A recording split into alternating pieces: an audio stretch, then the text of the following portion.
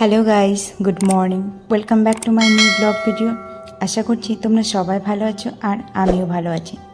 কালকে রাত্রে থেকেই অনেক পরিমাণে বৃষ্টি হয়েছিল, সকালের দিকেও হালকা হয়েছে।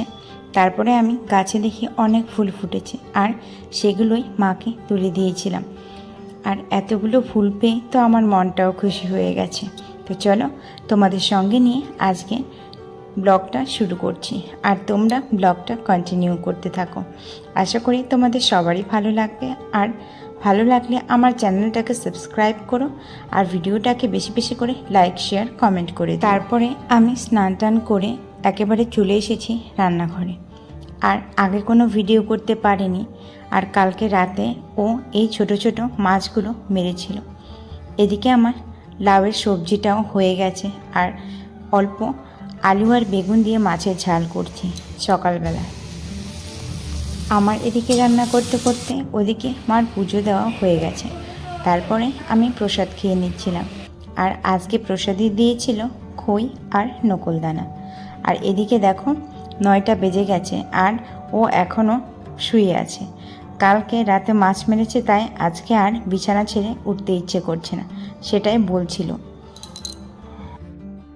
এখনো পর্যন্ত মেঘলা ভাব কাটেনি আকাশের, আর এরকম বৃষ্টি বৃষ্টি ওয়েদারটা কিন্তু বেশ ভালোও লাগে। তবে হ্যাঁ, একটা না খুব বেশি দিন বৃষ্টি হলেও আবার ভালো লাগে না।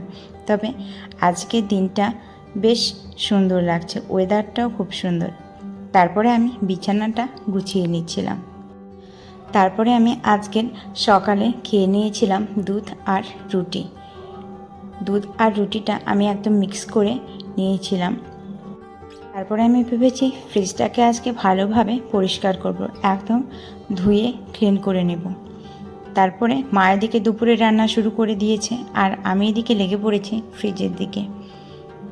যদিও এই ব্লগটা অনেক দিন আগের, দুর্গাপুজোর আগের, কিন্তু আমার পোস্ট করতে অনেকটাই দেরি হয়ে গেল। জানি না, বাড়ির কিছু সমস্যার কারণে ভিডিও তো করে রেখেছিলাম কিন্তু এডিট করার ঠিকঠাক সময় পাচ্ছিলাম না, তার জন্য।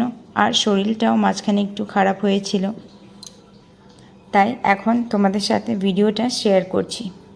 এখন আমি ফ্রিজটাকে ভালোভাবে ধুয়ে নিয়েছি, আর এদিকে দেখি বাবা এক ব্যাগ সবজি নিয়ে চলে এসেছে।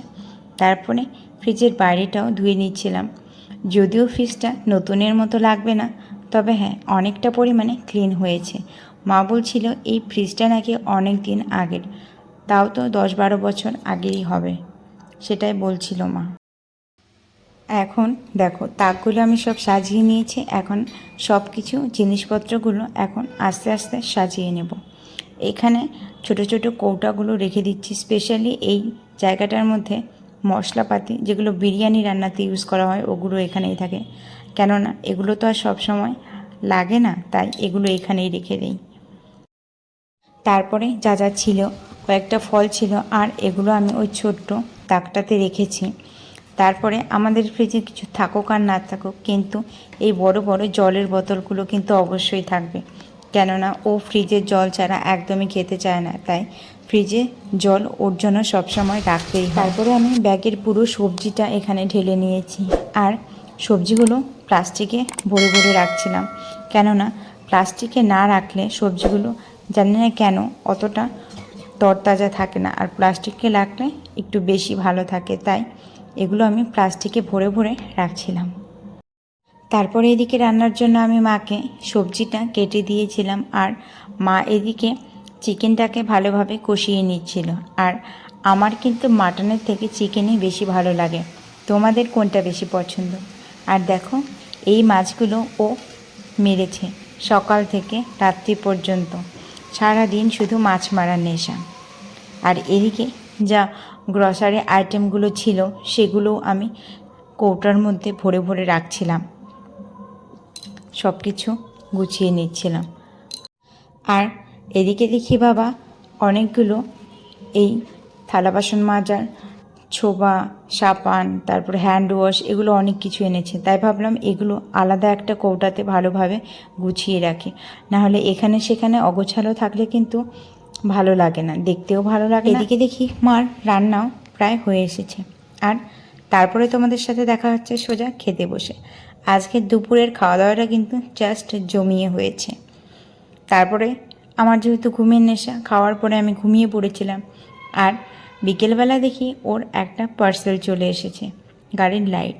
আর আজকে আমাদের বাড়িতে কয়েকজনের আত্মীয় আসার কথা ছিল, তো ওরাও চলে এসেছে। তারপরে আমি ওর সাথে বেশ কিছুক্ষণ গল্প করছিলাম। আর ও হলো দীপা, সম্পর্কে আমার ভাগ্নি হয়। আমার তো আড্ডা দিতে বেশ ভালোই লাগে, তো জমিয়ে আড্ডা দিচ্ছিলাম ওর সাথে। তো আজকের ব্লগটা আমি এখানেই শেষ করছি। আর তোমরা সবাই ভালো থেকো, সুস্থ থেকো। Good night, bye. দেখা হচ্ছে নতুন অন্য আরেকটা কোনো ব্লগে।